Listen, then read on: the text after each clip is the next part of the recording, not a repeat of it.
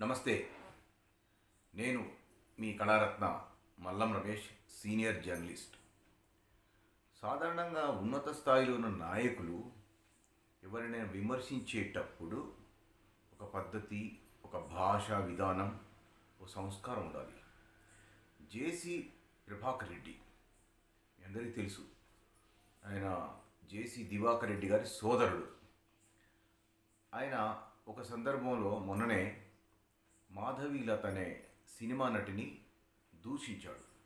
దూషించే క్రమంలో కొంచెం నోరు జారాడు కూడా. అంటే కఠినమైన పదాలు, కొంచెం మహిళలకు అభ్యంతరకరమైనటువంటి పదాలు, మరి సమాజం హర్షించని పదాలు వాడి తీవ్రంగా విమర్శించాడు. తాడిపత్రికి సంబంధించినటువంటి అంశాల్లో, అది వీరికి అనుబంధంగా ఉన్న అంశాల్లో మాధవీలత కొన్ని విమర్శలు చేసిన దరిమిలా ఆమె భాష సక్రమంగానే ఉంది. దాన్ని ఖండించే క్రమంలో శ్రీ జేసీ ప్రభాకర్ రెడ్డి ఆయన ఏం చేశాడు, కొంచెం తీవ్రంగా ఆవేశంతో. సాధారణంగా జేసీ ప్రభాకర్ రెడ్డి గారికి బాగా ఆవేశం ఎక్కువ, భాష కూడా కఠినంగా ఉంటుంది. ఇప్పుడే కాదు, గతంలో కూడా కొన్ని సంఘటనలు ఉన్నాయి.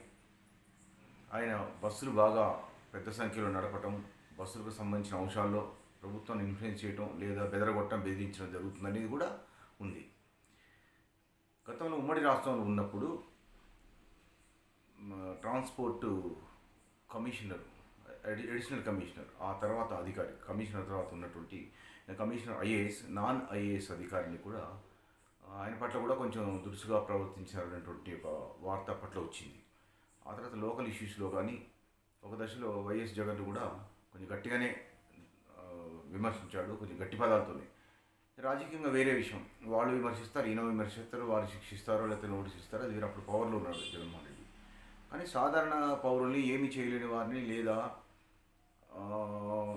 ఈ రాజకీయాలతో సంబంధం లేకుండా అభిప్రాయాలు వ్యక్తం చేసేవారిని, విమర్శలు చేసేవారిని తీవ్రంగా దుయ్యబట్టడమే సబబు కాదు. ఎందుకంటే ఉన్నత స్థాయిలో ఉన్నవారు కాబట్టి. ఉన్నత స్థాయిలో ఉన్నవారు ఎప్పుడైనా సరే ఒక పద్ధతిగా ఉంటే మిగతా వాళ్ళు వారిని అనుసరిస్తారు. ఈయన ప్రస్తుతం తెలుగుదేశం పార్టీలో ఉన్నారు. మరి జేసీ ప్రభాకర్ రెడ్డి గారు మాట్లాడిన మాటలు ఏవైతే ఉన్నాయో అది తెలుగుదేశానికి సంబంధం లేదు. అయినప్పటికీ కూడా తెలుగుదేశం నాయకుడిగా కొంతవరకు ఆ ప్రభావం పడే అవకాశం ఉంటుంది. అయితే తెలుగుదేశం సంబంధం లేదనే విషయం తెలుసు కాబట్టి పెద్దగా పార్టీకి అంటకపోవచ్చు. కానీ ఈయన ఒక పార్టీలో ఉన్నప్పుడు, ఒక పొజిషన్ని అనుభవించినప్పుడు, ఒక మాజీ మంత్రికి సోదరుడైనప్పుడు, వయసు కూడా పెరిగినప్పుడు విధానం మార్చుకోవాలి, పద్ధతి మార్చుకోవాలి. కాకపోతే ఏంటంటే ఒక మంచి ముగింపు ఏంటంటే ఆయన విషయంలో, ఈ సంఘటన విషయంలో మాధవీలత, జేసీ ప్రభాకర్ రెడ్డి గారికి సంబంధించిన విషయంలో మంచి ముగింపు ఏంటంటే తను విత్డ్రా చేసుకున్నాడు, పొరపాటును ఒప్పుకున్నాడు. సరే, అది మంచి పరిణామమే. ఎందుకంటే విమర్శలు పెరిగాయి కాబట్టి ఒక మహిళను, ఒక అమ్మాయిని మరి ఎక్కువగా దూయబట్టడం మూలంగా, దూషించటం మూలంగా, కొంచెం పరుష పదజాలం వాడటం మూలంగా కొంత అభ్యంతరాలు వచ్చాయి, విమర్శలు వచ్చాయి. కాబట్టి ఆయన కూడా తన వ్యాఖ్యలు ఉపసంహరించుకున్నట్టుగా తన పొరపాటును ఒప్పుకున్నాడు. ఇండైరెక్ట్గా క్షమాపణ కూడా కోరాడు. అంతవరకు బాగానే ఉంది. కానీ ఈ తరహా విధానం ఏ నాయకుడు కూడా అవలంబించకూడదు. ఎందుకంటే జగన్ అధికారంలో ఉన్నప్పుడు వైసీపీ నాయకులు చాలా దారుణంగా తల్లి, చెల్లిని, అక్క, అమ్మని వదలకుండా, మహిళలను సైతం వదలకుండా దూషించారు అందరినీ, వాళ్ళ ప్రత్యర్థిని ముఖ్యంగా. అలాంటి వాతావరణం వద్దని కదా మనం వేరే ప్రభుత్వాన్ని ఎంచుకుంది. అందువల్ల ప్రభాకర్ రెడ్డి గారు తన వైఖరి మార్చుకుంటే జనంలో మంచి పేరు ఉంటుంది. ఎందుకంటే గట్టి నాయకుడు కాబట్టి మంచి పేరు వస్తుంది.